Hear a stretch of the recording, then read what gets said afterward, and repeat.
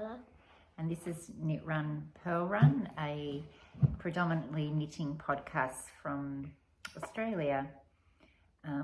It's a really cold, bleak day today. We haven't had any sun really, so we've got all our winter woolies on. It's a Saturday early afternoon, so it's a good time to record a few things that we finished. So we'll start off with, I guess, yep, Lila, do you want to go ahead and show what you've been making? Well, I made this like a long time ago, like back, and I made it in school, and it was for like... I'll hold it up for you. Can you explain? So Lila goes to a Steiner school, and part of their curriculum is to do craft, and this is some sewing. So she made is it a music bag? Yeah, and then at the back. And on the back it's her name. So it's lots of embroidery made out of hessian. So like a hessian, and yeah, on the straps, some crosses. And this is like a chain stitch on the front, and it just opens up like a flap. So yeah. And this is it's like we made it in craft at school, where we have to, it's like if you go into the oven and you use your oven mitts and stuff, instead you'd use this and you like get it in your hand like that and then use it to go in. But yep, so like a pot holder. Yeah, but you never use it, so I do. I don't want to wreck it because I'm not sure how to wash it really. But yeah, this was earlier before the bag. This came first. Yeah. So yeah. Next. Yeah. I was a bit reluctant for Lila to show these because I'm not really sure what the purpose is or what it's all about, but we'll let her explain. They're like little blind bags. So you have like the common, the uncommon, the rare, the ultra rare, and the legendary. And it has like the back. It's like if you go to a store and you bought a little thing, it will look like this. And I've been like obsessed with these. I've made like maybe 10 of them now. And when you snip it open, it's like little plushy, squeezy things, and you like squish them out really good. Yeah, and there's all different types of them. And then the last one, I made this a while ago, and I might keep going on it, but it's like this knitted little blanket thing. It's really nice. I think it's a cotton. It's a cotton bamboo. So it's very squishy. It's very drapey. Yep. Okay. Okay. Yeah, that's all. All right. So Lila, what are you wearing? Oh yeah. This is a jumper that Mum made. The one she finished that she's been showing, but yeah. Yeah, so I finished the step-by-step sweater by Florence. Handmade by Florence is her Instagram. And she had a free pattern, which is basically a top-down raglan jumper. And I knit this for Lila. So I just used bigger needles than what was suggested and a looser gauge so that it would fit her because it's an adult size. So I think it's turned out really well. She said it's not itchy. It's an alpaca blend. It's really soft and squishy, so perfect for this day. I'm wearing today this is the Maja cardigan, which she's a European designer. I'll put her name in the description, but this is really nice. It's a steeped cardigan, so you knit it in the round. These are the squishy things. But anyway, keep going. Knit it in the round, and then you cut the opening, the steep stitches, which I used 5, and then I did I don't know if you can really see. I'll come in at the end. Okay. So I did a hand sewn, some hand sewn stitches to keep the stick in place, and then picked up and knit the button band. It turned out really well. It's so warm. All the wool again is Bendigo Woolen Mills. I used what I had in my stash, so there's nothing new. I actually ran out of this darker green and had to substitute some lighter green right here, but you can notice it if you're looking, but it does blend in quite well. So yeah, really nice. The sleeves are gorgeous. I'll come in a bit closer. You can see it's a 10 ply on 5mm needles. So yeah, that's what I'm wearing. I'll just shuffle into the middle. My works in progress were Lila's finished jumper, which turned out well, and she's going to be able to wear that, so that's great. Nothing else finished this week. I'm still working on my Contrast Blast socks by Stephen West, which was the mystery knit along last month, and I'll show you where I'm at with those. So I've put them on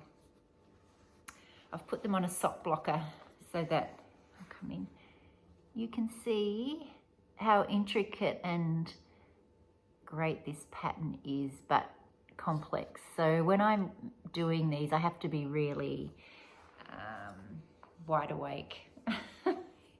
So I had a trip away through the week with my work, and I had one night to myself, so I started the last section. So I've really just got the final brick stitch section and the toe. You can see they've got this cable which runs down here, and on the other, this cable here on the other side. That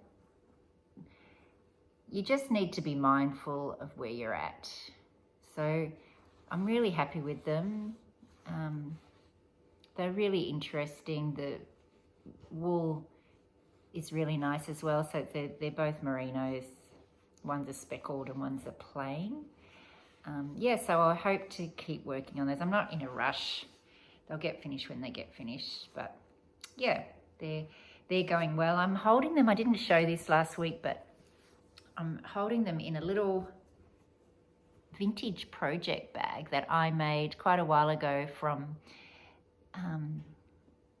material that I found in a vintage shop.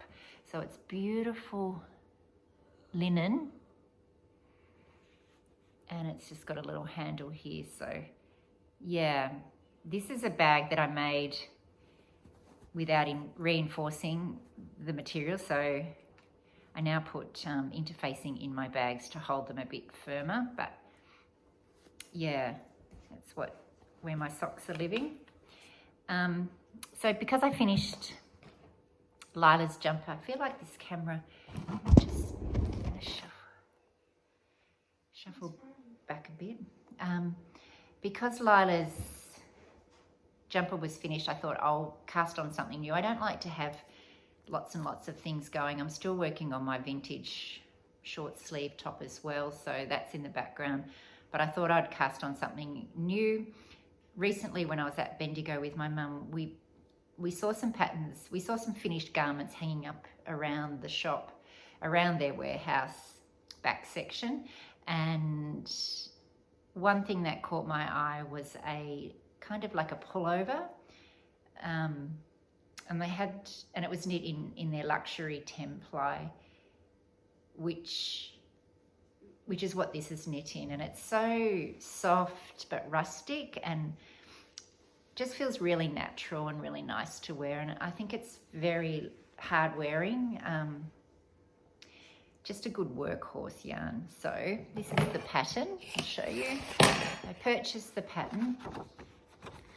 Come in, can you see? It's a diamond, it's a diamond moss stitch pattern right down. It's got a cow neck, and it's 2 pieces, and it's got 2 buttons that clip on each side to hold it together. So it's kind of like a long poncho, but I thought it would be really nice in between wear, and I like to, every day I like to wear something handmade, so I think I would get a lot of wear out of this. And I really like those big necks that I think I've said before that I feel the cold, and my neck really feels the cold, so I really like this squishy garter neck that it had. So I made a start last night. I was a bit tired, so I started. I'm just using straight needles, but I am going to swap over to a circular needle because they're heavy. But I've come in. I've started the garter. I did the garter stitch border, and I've started the diamond. That's the back. I've started the diamond section. It's a 10-row repeat, and that requires a little bit of concentration too. So I kept going a little bit this morning, so I'll do a little bit more of this afternoon. It's very long. It's 75 centimeters long, so it's going to take some discipline to continue and do a little bit each day. So I thought if I did one repeat, which is 10 rows each day, I could have this finished in a reasonable amount of time, so that we've still got some cooler weather to wear it, because it is quite a heavy weight wool. So that's on the needles. I also recently thought about making a little summer top. I've got lots of balls of wool that are just like 400 grams.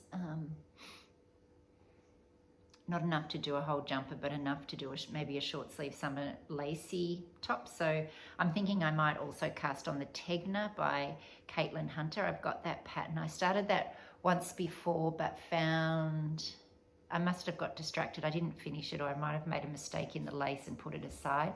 I really enjoy knitting lace, and I've done quite a bit of it. So I think I might also put that on the needle. So I'll have a couple of different projects depending on my mood.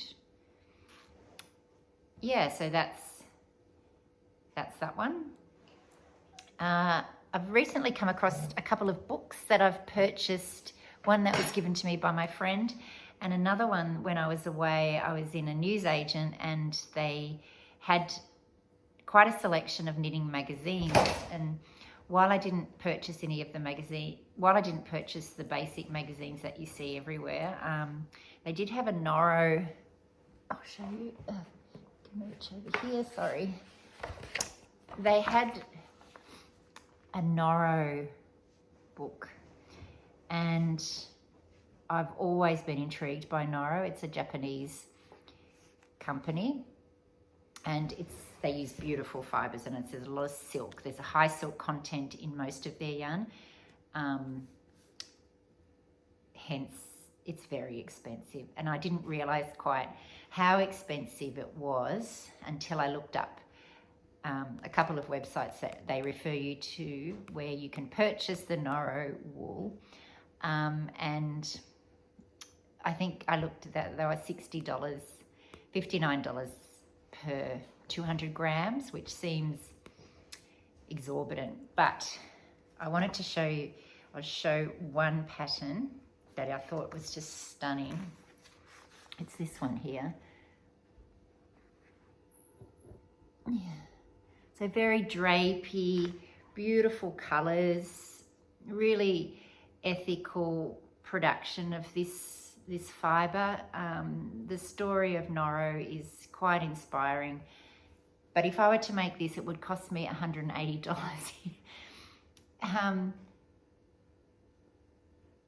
Yeah, $180 to make this top. So it's maybe. I mean, it would be a luxury item. I guess if you were to go and buy a pair of running shoes, that's what you'd pay. Or if you were to buy good pair of jeans, I mean, you would pay that. So yeah, the colors are just amazing. I really like those colors that it's made up in. I did find an Australian distributor, and if you spend over $170, your shipping is free. So like it should be. But there's some beautiful patterns. But yeah, quite expensive yarn. The other book that I got, which is the one that my friend gifted to me, she found it at a second-hand op shop and thought I would love it, and it's called Knits from the Greenhouse, and it's a interweave book, and it's a book that uses all plant fibers, and there's some beautiful styling. I'll just pick out one.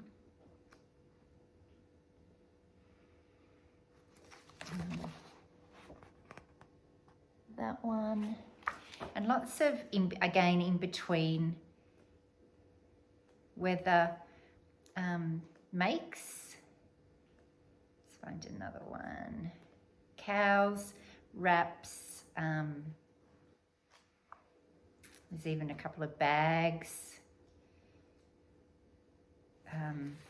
Lots of sort of vests and layering pieces, which I love that style.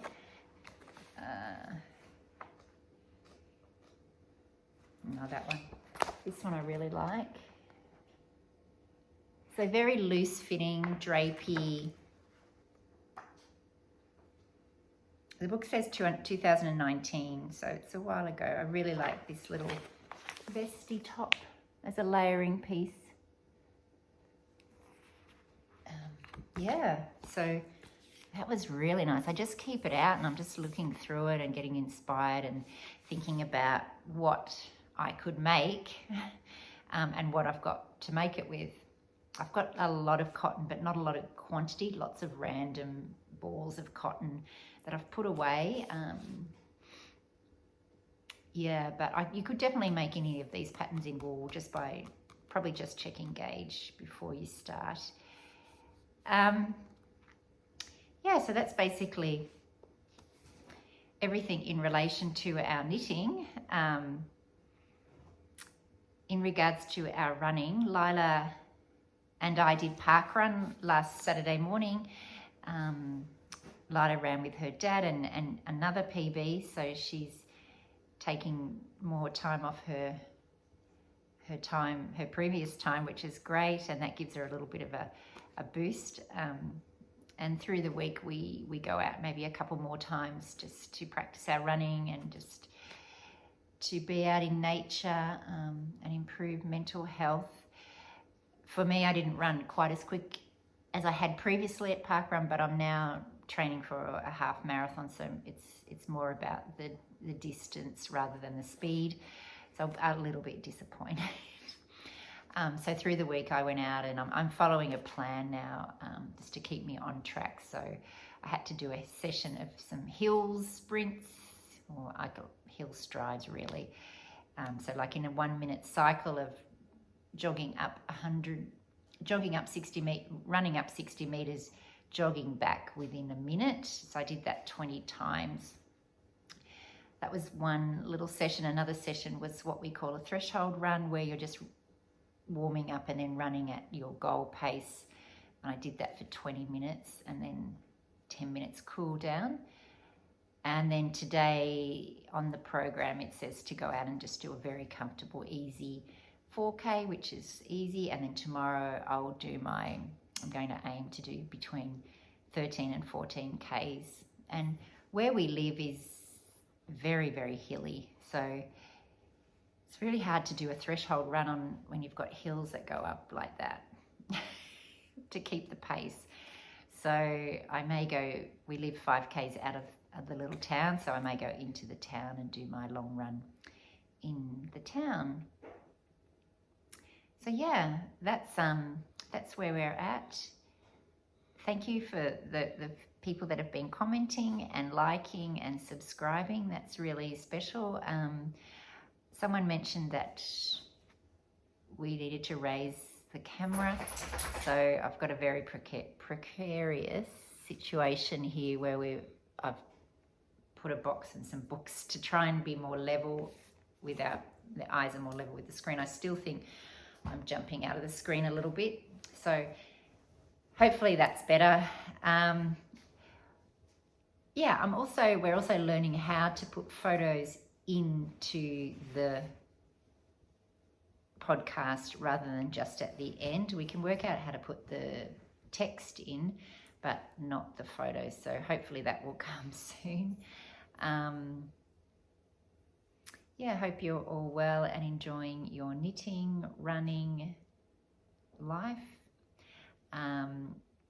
And depending on progress, we will see you again next week. Thanks for watching and bye.